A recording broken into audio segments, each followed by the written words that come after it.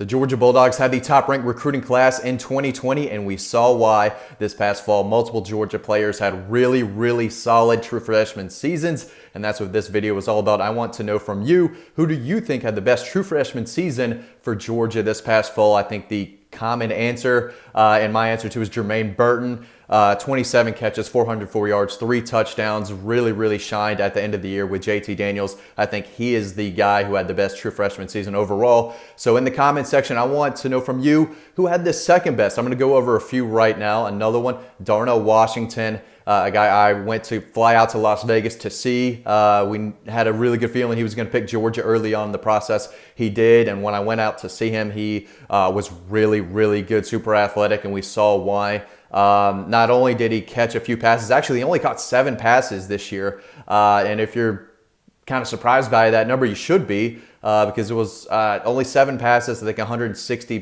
plus yards, 23 yards per catch. So when he makes a catch, it's a big deal, and it's a big impact play for Georgia. So yeah, only 7 catches this year. That's definitely going to improve next year. But not only was he a threat in the passing game, especially when JT Daniels took over, but we saw he was a really good run blocker too. We saw that in the season opener. He was putting Arkansas Razorbacks on their back. So from day one, he stood out. Again, you can't teach 6'7". It's just something you can't do. His wingspan is rare. His frame is rare. And he's got great ball skills. But he was an impact blocker this year, so he's definitely a guy who I think had a really nice true freshman season. Even though he only caught 7 passes, I thought it would be a little more than that coming into the year. But it's easy to understand with so much kind of quarterback turnover. But we saw against Missouri, they really wanted to get him involved in the offense. We saw it again against Cincinnati. His best game, he caught 3 passes in that game. And, he was rumbling for a big 25-plus yarder early in the game. So he's tough to tackle. I think he's going to have a monster sophomore season. So he's a guy in the running. It wouldn't surprise me if a few of y'all in the comment section thought that Darnell Washington had the second best true freshman season, right under, of course, Jermaine Burton, a guy who had just a monster season. He's great chemistry with JT Daniels. We saw that, and I think he's going to have a big year next year as well. He should.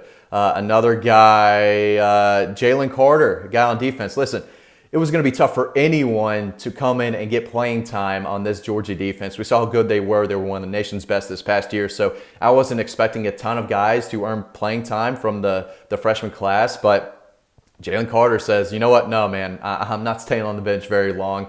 Explosive. He's so athletic in the middle of the defensive line. Didn't light up the stat sheet. I think he had a little under 20 tackles, a few for loss, but had like close to 10 quarterback hurries, I think. But he was getting after it. And he's a guy who can blow up a play too. Not only does he make a big tackle here and there for no gain, loss of 1, but there's sometimes where he shoots in there and just blows it up from day one, either for a big loss or quarterback's got to just throw it away after half a second and boom, you're on a second, third down, whatever. So he's the guy who is only going to get better. Georgia's defensive line was one of the best in football last year, and he found a way to get a lot of playing time. So 10 games, 14 tackles, 3 tackles for loss, and 10 quarterback pressures. He was great against the run, but he's a guy who can rush the passer and get in the backfield from the interior of the defensive line. Did it as a freshman.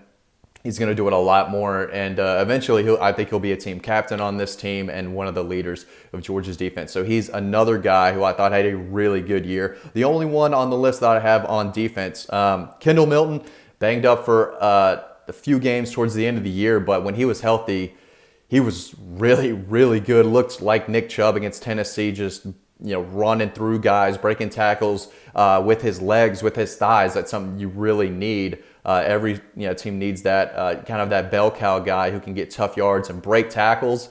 If Zamir leaves, they don't really have anyone who could do what Kendall Milton can as far as breaking tackles like he can, and the balance that he has. That was something I noticed at a high school with him. He just breaks tackles and keeps his balance better than anyone I've seen at his size, 220 pounds. I didn't know how that would translate to going up against SEC defenses, but he ran over Tennessee pretty good. Overall, I don't think he had the numbers that Daijun Edwards did. Finished with 195 rushing yards on 35 carries. That seems a little low too. Again, when he's in there, he's making a play, it felt like. So I thought those numbers were a little low, initially, but He's a guy who had a really, really nice season, especially early on. If he's healthy, that is going to be so big for Georgia's offense next year. He can just do so much. I mean, he's fast for his size, 6'1", 200 pounds. He's a big boy. I mean, he can really punish a defense, wear down a defense. And I think we're going to see even more of that in the next few years. He's going to get quite a few touches, especially if Zamir White does leave for the NFL. He hasn't made that the decision yet, but I do expect him to go to the NFL. We'll see what happens in the next day or two. But Kendall Milton, big-time freshman season. I think he's in the running too, and he might have been number one on this list if he stayed healthy the entire year and was able to get a few more touches. So definitely another guy to keep an eye on. Who did I have in here? Broderick Jones saw action in 2 games. Keely Ringo did not play at all. Tate Radledge played some against Auburn at right guard. Cedric Van Pran got some snaps against Auburn, Tennessee, South Carolina, and Missouri. Mikael Sherman actually played in 9 games, making 2 tackles. Dejan Edwards, the other running back, 37 carries, 218 yards, 1 touchdown at the end of the year. He's going to get his touches too. It'll be interesting to see how the running back group shakes out next year. James Cook is going to get his touches, will probably lead the team in rushing yards and carries if he stays healthy. Kenny McIntosh, he's a slasher. He's great in the passing game. He's a guy who can make someone miss for his size. I think he does that really well. Doesn't have the game-breaking speed like DeAndre Swift has or Nick Chubb has, but he's a guy who is quick and he has some nice burst, and when there's a hole, he's going to get through it. So I do think that Georgia's running game is going to be fine. It's all going to come down to the offensive line. The backs are there. The talent is there. If there's a hole, these guys are going to make something out of it. So the lack of talent is not an issue at running back. It's going to go with the offensive line. How good that group is going to determine if Georgia's going to be able to run the ball successfully or not, and how far this offense can go. They were bottled up 3 times this year: Arkansas, Mississippi State, and Cincinnati. Against everyone else, even against Alabama, Florida, they had a lot of success on the ground. So if you plan to stop Georgia's rushing attack, you can do it, but you might get lit up, and like JT Daniels did, throwing for 400 yards against Mississippi State when they couldn't run the ball, and against Cincinnati when they couldn't run the ball. No, I've kind of gone on a little bit of a tangent there, but they got 2 really good ones. Lavassier Carroll, the guy coming in from the 21 class, don't expect him to play much at all next year. There's just too many guys who they need to touch the football. Nazir Stackhouse, 4-star defensive lineman, played in 6 games, made 3 tackles, played in the final 3 games of the regular season. Major Burns, 4-star safety who could play a lot next year.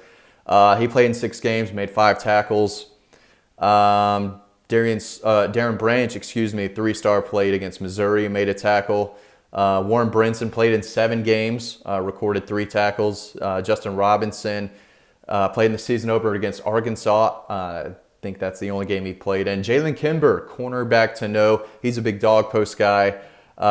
He actually played in 3 games: Arkansas, Tennessee, and Cincinnati. Arian Smith, another guy who could be on the list. Big-time playmaker. He only made 2 catches this year. One went for a 30-plus yard touchdown against South Carolina. The other was a 55-yarder. Should have been a touchdown, but JT Daniels underthrew that ball. Listen, if those guys can get, build some chemistry with the deep ball, Daniels to Jermaine Burton, of course, who, again, is number 1 on this list for best true freshman season. Those are 2 guys who can beat you deep. We saw Alabama win the national championship yesterday. Devonta Smith, you need a game changer at wide receiver in today's era of college football. Maybe not so much in the years past, but now looks like you have to. If you're going to score 40 points a game, that's what you have to do to win championships. And in order to do that, you have to have game-changing wide receivers. They have Jalen Waddle, Devonta Smith. Could Arian Smith and Jermaine Burton be that guy? We all know that George Pickens is going to be one of the best coming into college football next year, but the more weapons you have around him just will make him better. So Arian Smith, again, only 2 catches, 86 yards and 1 touchdown. He's going to see more touches next year as well. But going back to the guy, Jermaine Burton, the guy that Dawg Post has been talking to y'all about for a while now. No surprise that he's going to be number 1 on this list. I expect him to have another monster year next year. He could be special. Now, do I think these guys could win a Heisman Trophy like Devonta Smith? I'm not going that far, but Georgia has the receivers to possibly score 40-plus points a game next year. That's going to be incredibly tough to do, but we saw what Aaron Murray did with wide receivers on the outside, and Georgia has the talent there. This is one of the most talented wide receiver groups that Georgia's had in quite some time. These guys are legit, and again, Georgia had that top-ranked recruiting class 2020. We saw why last year, and if Georgia has the same amount of success from the 21 class coming in as they did 2020, I do think they will be just fine, guys. Thanks for watching this video. As always, stay tuned to the next video coming up right now, and I will see you over on the website.